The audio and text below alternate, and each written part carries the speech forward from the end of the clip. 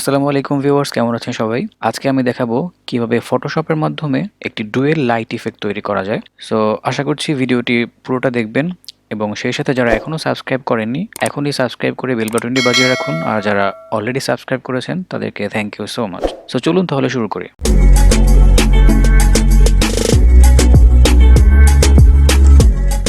তো আমি ফটোশপে চলে যাচ্ছি।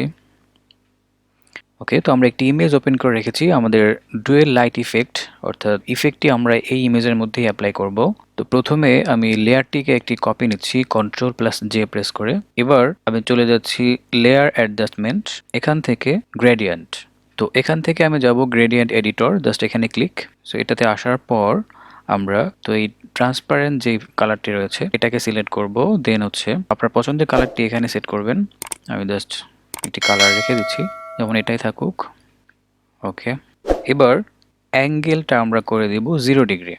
দেন এটা একটু কাস্টমাইজ করব, জাস্ট এখানে গিয়ে স্টপারটাকে একটু বাড়াচ্ছি এখান থেকে।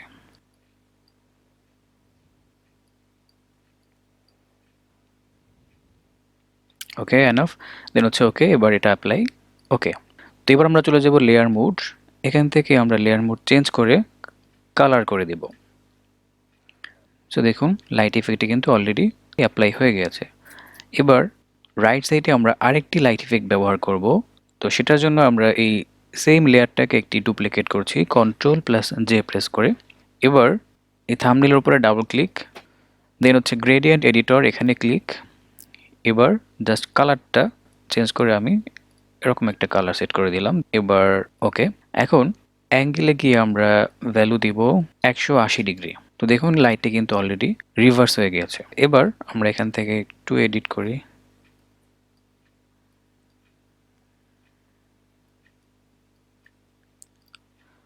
ঠিক আছে, চাইলে আমরা একটু অপাসিটি কমিয়ে অ্যাডজাস্ট করে দিতে পারি।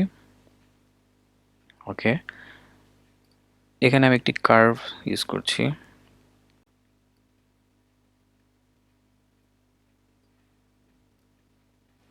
ওকে, আমার ইফেক্ট ডান। এবার সবগুলো লেয়ারকে সিলেক্ট করে Ctrl+G প্রেস করে গ্রুপ করে দিলাম, লিখে দিচ্ছি ডুয়েল লাইট ইফেক্ট।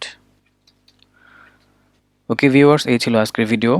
সো আশা করছি ভিডিওটি আপনারা এনজয় করেছেন। তো যদি ভিডিওটি ভালো লাগে অবশ্যই লাইক করবেন এবং কমেন্ট করে আপনাদের মতামত জানাবেন।